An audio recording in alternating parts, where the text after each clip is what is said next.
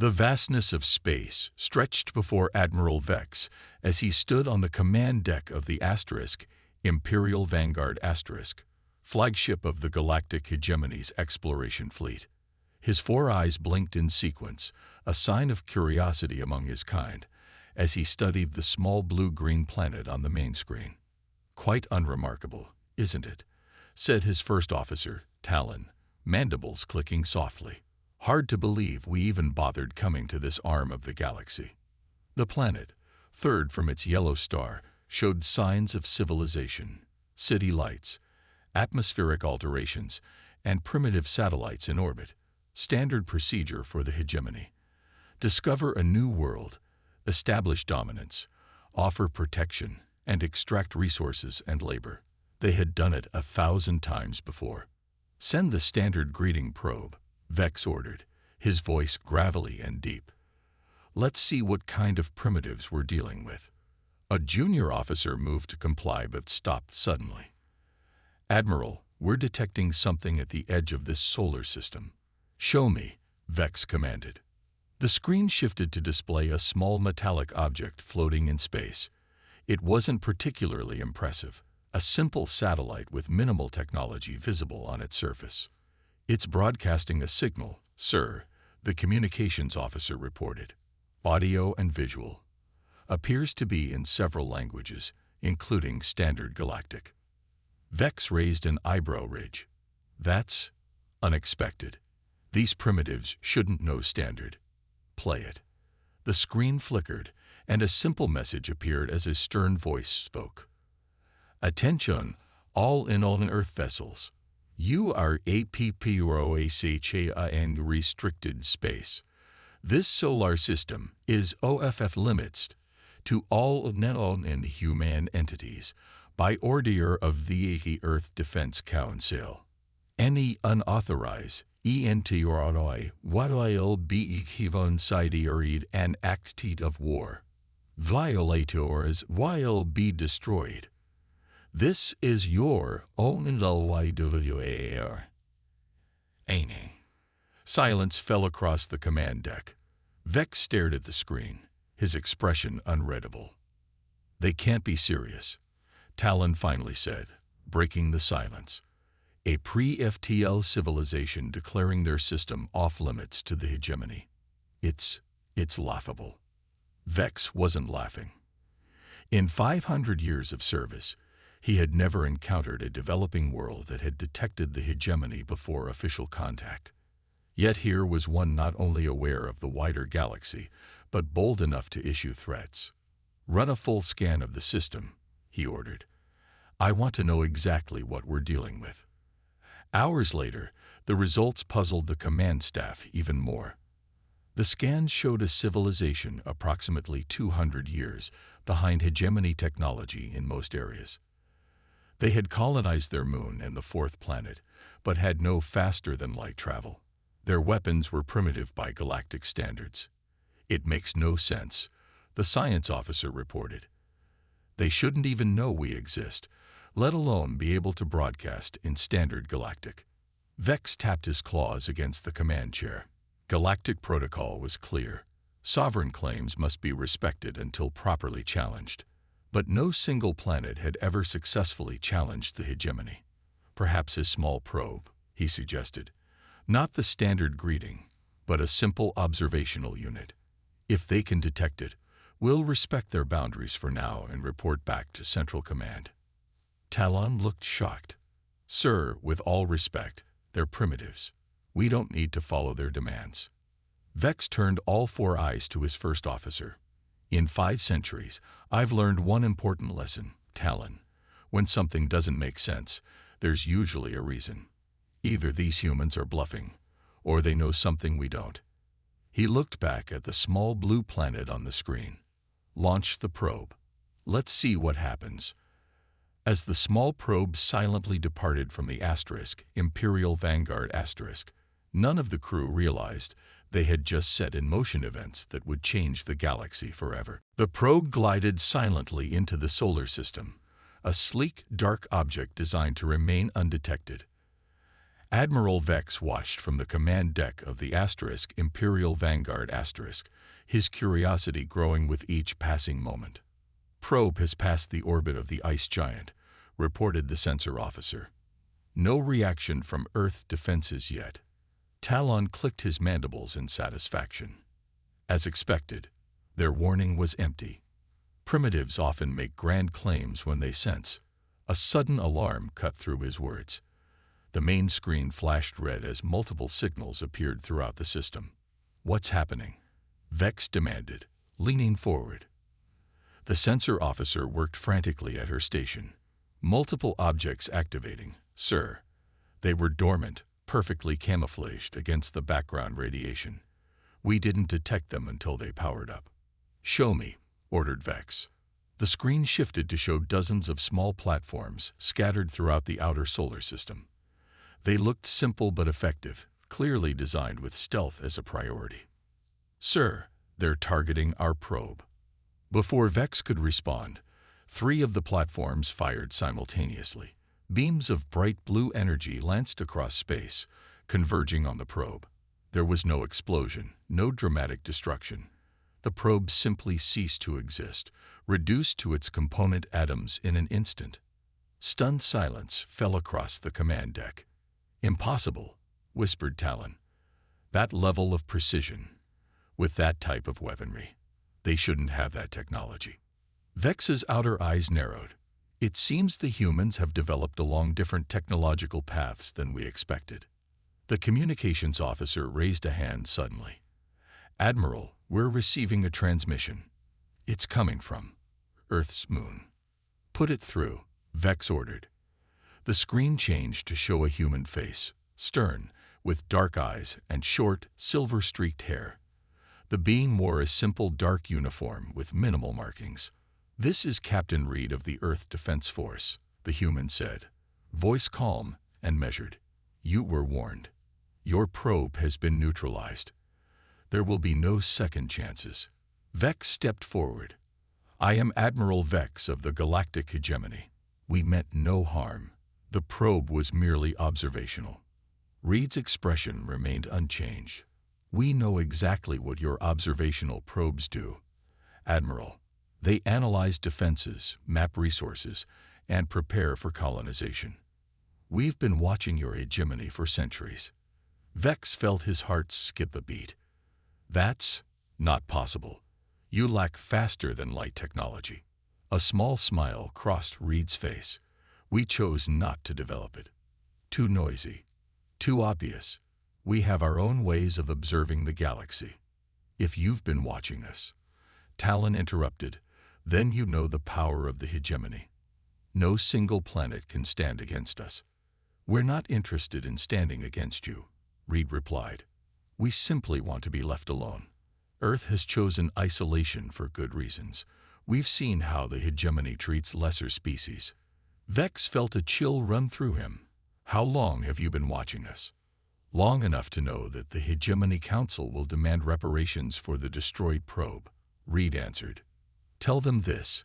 Any vessel that crosses our boundary will meet the same fate. We will defend our isolation with whatever force necessary." The transmission cut off abruptly.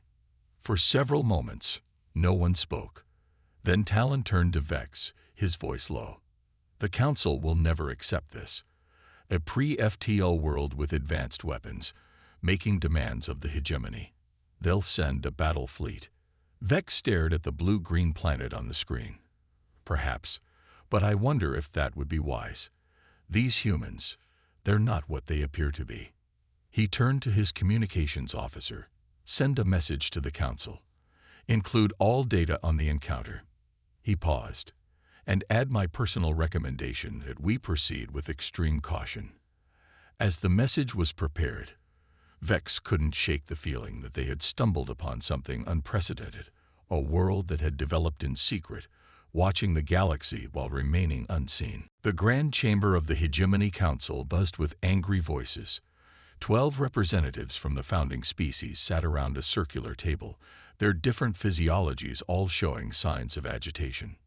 "Unacceptable," boomed Councillor Draz, slamming his massive fist on the table.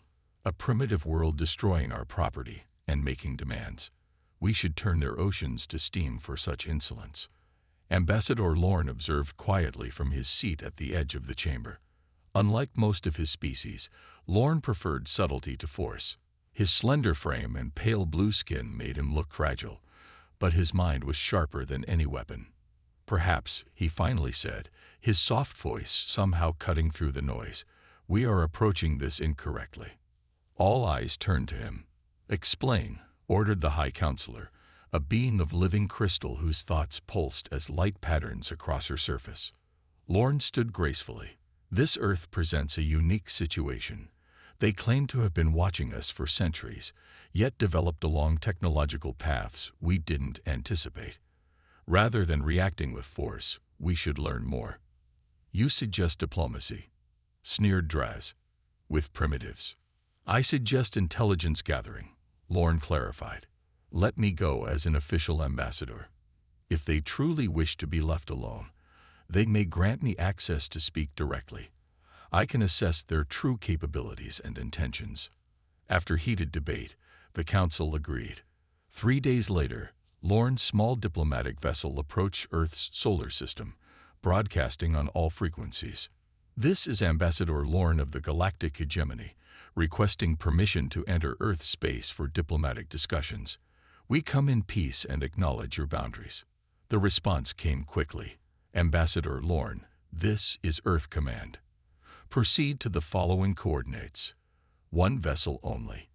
Any deviation will result in immediate defensive action.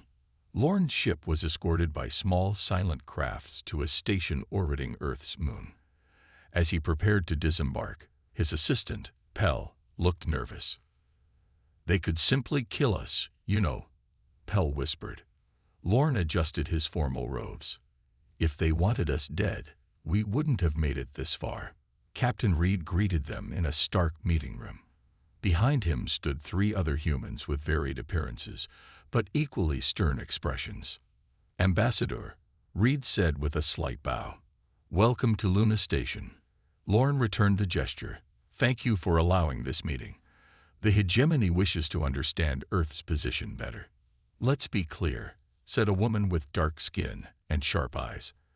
I am Director Marsh of the Earth Defense Council. We have no interest in joining your hegemony or engaging in trade. We simply want recognition of our boundaries. Lorne noted their directness. Most species approach diplomacy with more ceremony. May I ask why Earth chooses isolation? The benefits of galactic cooperation. We've seen your cooperation, interrupted the 3rd human. I'm Dr. Bell, an anthropologist. For 200 years, we've studied how the hegemony absorbs worlds. The pattern is clear. First contact, then trade dependency, then protection that becomes control. Lorne blinked slowly. You claim to have observed us for centuries. How is this possible without faster-than-light travel? The humans exchanged glances. Finally, Reed spoke. We developed differently. While you focused on breaking the light barrier with brute force, we found other methods, ways to observe without traveling, ways to listen across vast distances. May I see some of this technology? Lorne asked. Director Marsh smiled thinly. Absolutely not. But we will show you something else.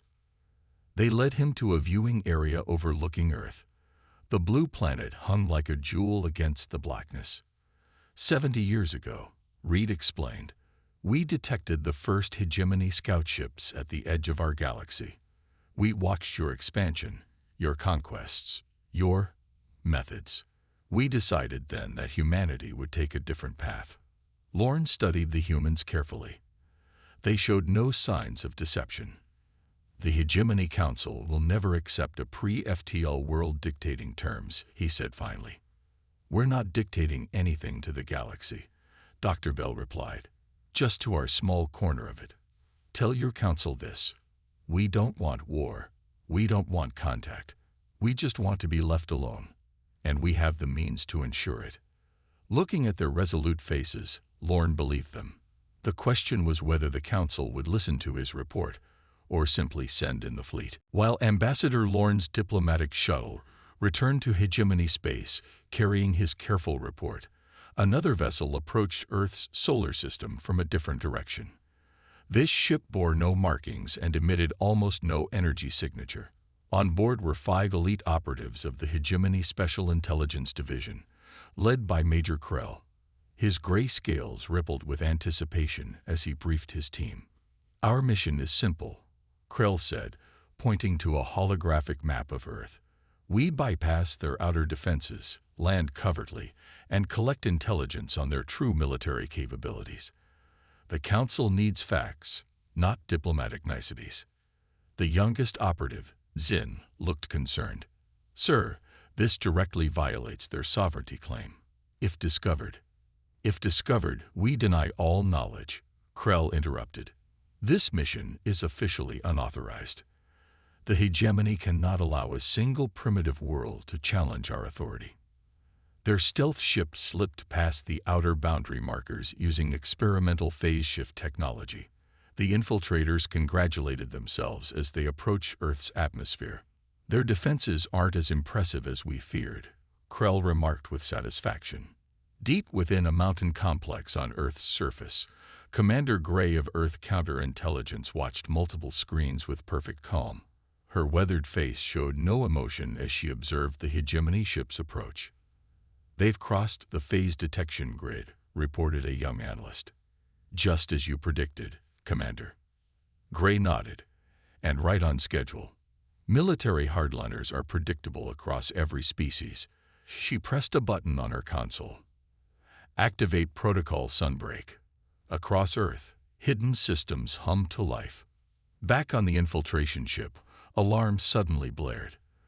The craft shuddered violently as an invisible force gripped it. "What's happening?" shouted Krell. The pilot fought with the controls. "Some kind of gravitational field. It's pulling us off course." The ship was dragged inexorably downward, not toward a crash, but toward a specific location, a remote desert facility surrounded by mountains. As they approached, their systems failed one by one. "Emergency landing," the pilot yelled. The ship touched down roughly on a marked landing pad. Through the viewports, the infiltrators could see they were surrounded by human soldiers in light armor, weapons ready but not aimed. Krell reached for his disintegrator pistol. "Prepare for resistance." Zin looked out at the orderly human forces. "Sir, I think resistance would be unwise." Before Krell could respond, a calm female voice filled their ship, speaking perfect standard Galactic. "Hegemony Special Intelligence Vessel, this is Commander Gray of Earth Counterintelligence. Your ship has been disabled. Your weapons have been neutralized. Please exit your vessel with hands visible. You will not be harmed if you comply." "How are they broadcasting inside our ship?" whispered one operative. "Our communications are shielded." Krell's scales darkened with rage. "This is impossible." 10 minutes later, the 5 infiltrators stood in a clean, white room facing Commander Gray. She was older than most humans they had seen in their intelligence briefings, with short white hair and penetrating eyes. "Gentlemen," she said, "welcome to Earth, though I must say, you've chosen a rather impolite way to visit." "We are on a diplomatic mission," Krell tried. "We were forced down by your defenses." Gray smiled slightly. "Let's not insult each other's intelligence, Major Krell. We've been monitoring your communications since you left hegemony space. We know exactly who you are and why you're here." She touched a screen, and footage appeared of the infiltrators' planning sessions aboard their ship. Every word, every detail of their mission was there. "How?" Krell demanded, his composure cracking. "As we explained to Ambassador Lorne, humans developed along different technological paths. We prioritized observation, stealth, and defense over expansion." Gray's expression hardened. "Your presence here violates the very clear boundary we established. The hegemony will respond when we don't report back," threatened Krell.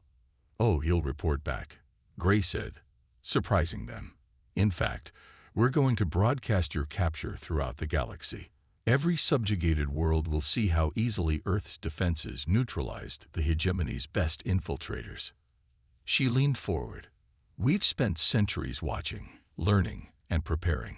We know your weaknesses, your blind spots, your arrogance. This was never a fair contest, Major. As Gray spoke, signals were already spreading across subspace channels. On dozens of worlds, beings watched footage of the hegemony's elite forces captured without a single shot fired. And in boardrooms, resistance headouts, and secret councils across the galaxy, a dangerous new idea began to take root. Perhaps the mighty hegemony wasn't invincible after all. The Hegemony Council chamber had never seen such chaos. Councilors shouted over one another. Tentacles waved, mandibles clicked in agitation, and energy beings pulsed with blinding intensity. "This humiliation cannot stand," roared Councillor Draz, his massive fist denting the ancient table. "The humans have made us look weak before the entire galaxy." The broadcast of Major Krell's capture had spread faster than anyone anticipated.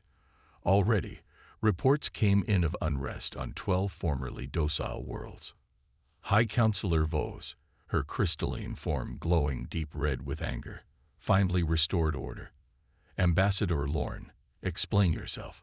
You claimed these humans were reasonable, yet they capture our operatives and broadcast it to the galaxy." Lorne stood calmly. "With respect, Counselor, I recommended diplomatic engagement. I did not authorize an infiltration team." "The point remains," hissed another counselor, "that these primitives challenge us openly. They must be taught their place." Admiral Vex, recently summoned to provide military counsel, spoke up. "I advise caution. These humans have demonstrated capabilities we don't fully understand." "Caution." Draz laughed bitterly. The mighty hegemony, exercising caution against a single world.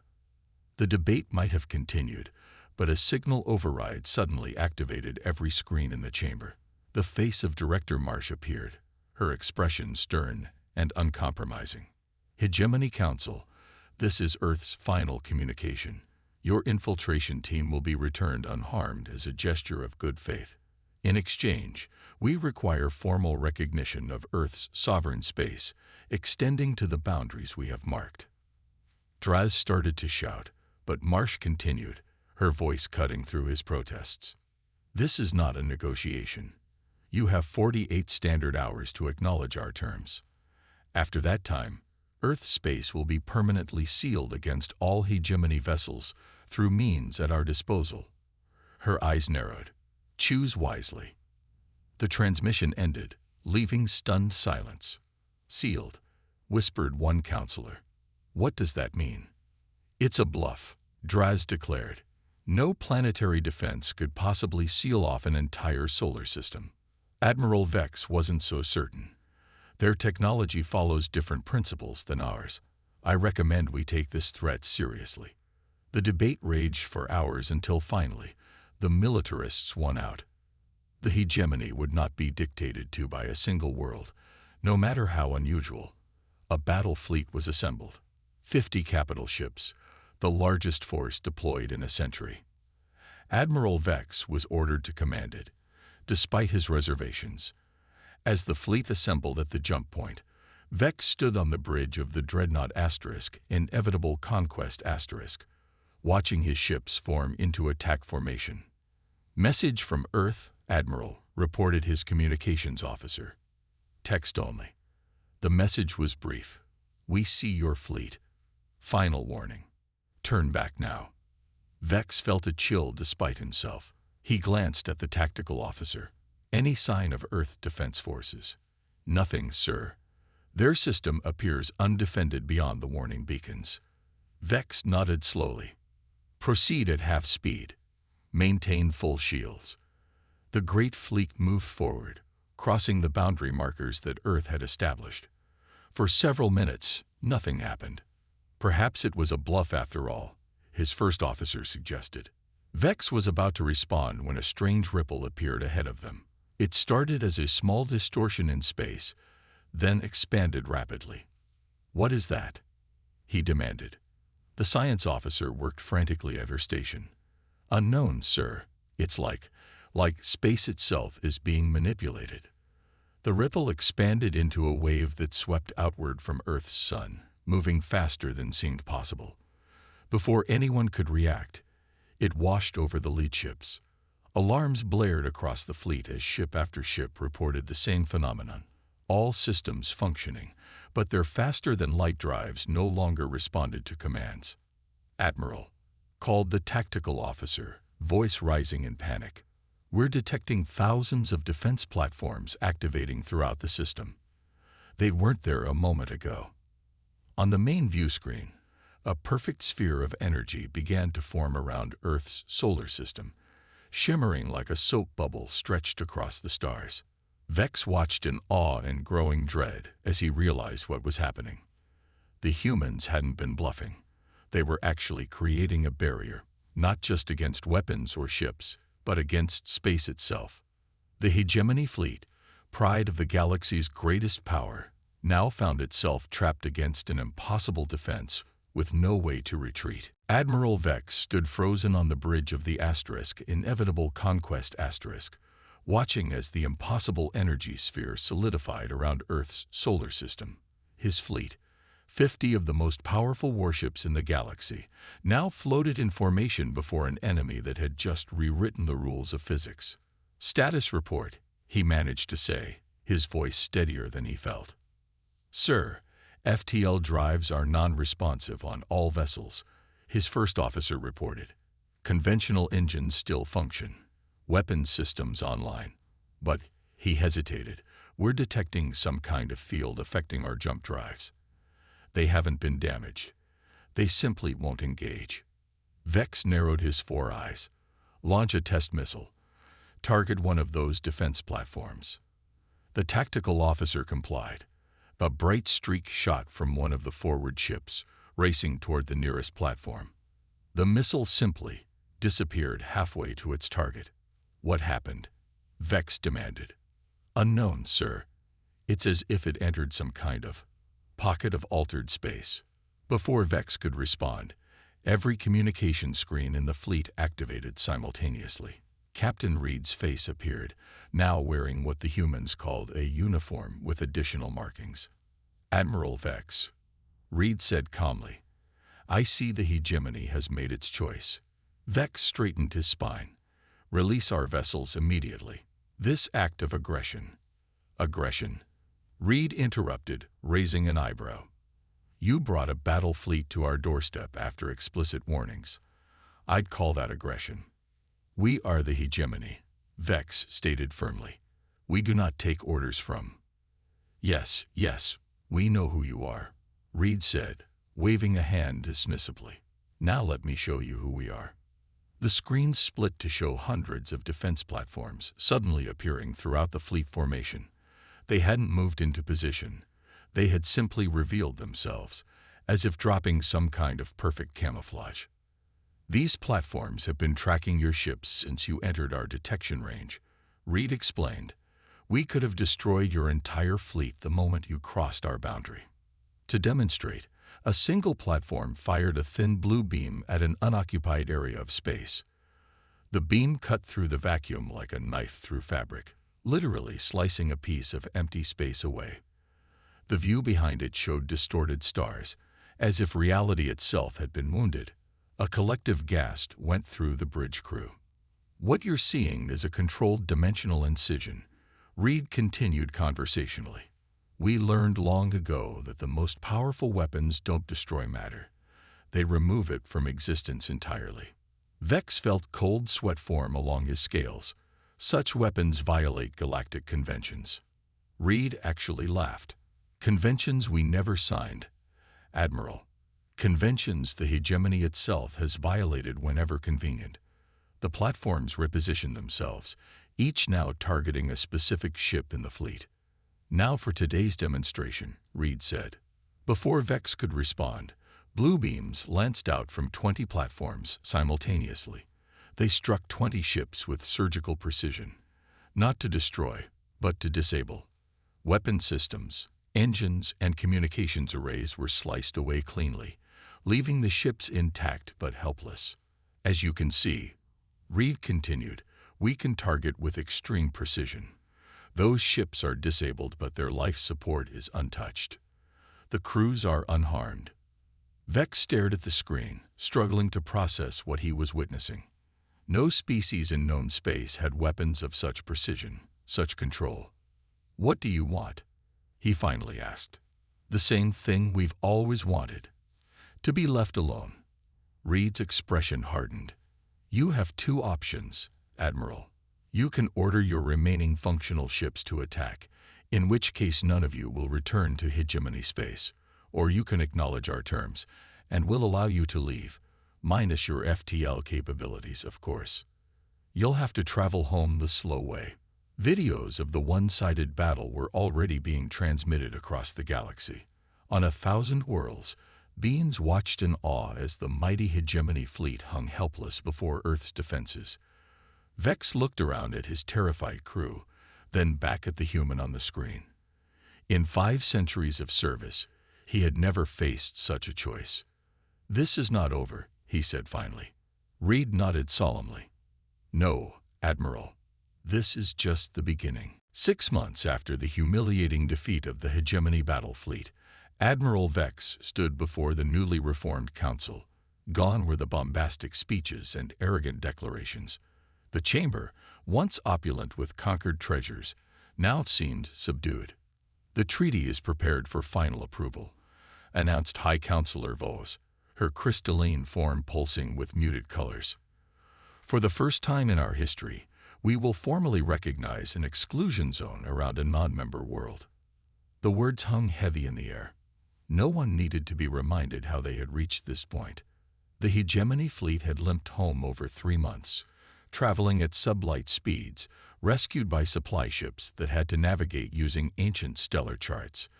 The videos of their defeat had spread to every corner of the galaxy. "There is no alternative," Vex stated plainly. "Earth has demonstrated capabilities beyond our understanding. Attempting to force the issue would be unwise." Counselor Draz, once the loudest voice for military action, remained silent. His status had diminished significantly after the debacle. "Sign it," he muttered finally. "Let them have their isolation." As the Council formalized the agreement, establishing an official recognition of Earth's boundaries, other changes were already rippling across the galaxy. On the distant world of Torva, formerly a hegemony mining colony, local governor Nix watched with alarm as the workers dismantled the hegemony flag. "This is rebellion," he sputtered to his assistant.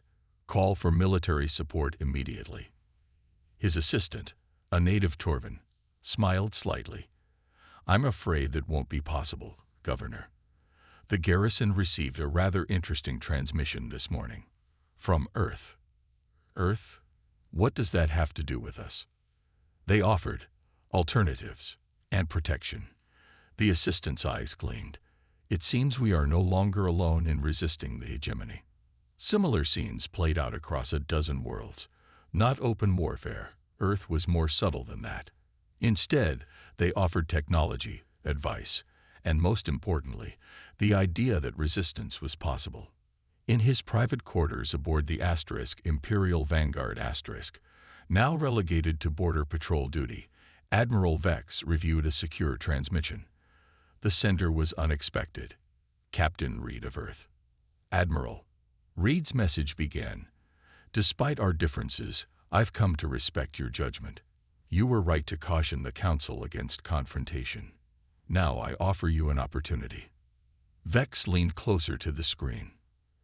"Earth has no desire for conquest or empire.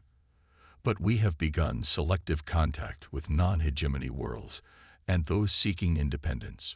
We need someone who understands both sides, an unofficial liaison. Consider this invitation." Vex sat back, thinking deeply. After 5 centuries of loyal service, was he contemplating something that bordered on treason? Or was it simply evolution, recognizing that the galaxy was changing? Deep in Earth's primary research facility, Dr. Bell led a visiting delegation from the free worlds through a secured area. The visitors, Representatives from species that had either escaped hegemony control or never fallen under it marveled at the technology on display. "You must understand," Dr. Bell explained, "why humans developed so differently from the rest of the galaxy. Our world forced it upon us." She activated a holographic display showing Earth's history. "Most habitable worlds in our galaxy are gentle places. But Earth," she smiled ruefully, "Earth tried to kill us every chance it got. Earthquakes, hurricanes, volcanic eruptions, pandemic diseases, predators. We evolved on what you would call a death world." The visitors murmured in surprise. "We survived by adapting rapidly. When we looked to the stars, we didn't see new territories to conquer. We saw new threats to prepare for." She gestured to the advanced technology around them. "Everything we built was designed first for survival, then for understanding." One visitor, a philosopher from a distant world, nodded thoughtfully. "So when you encountered the hegemony, we recognized the pattern immediately," Dr. Bell confirmed. "Another predator. So we prepared accordingly." As the new galactic order took shape, Earth maintained its isolation, but not its disconnect. Knowledge, ideas, and occasionally people flowed carefully across its borders.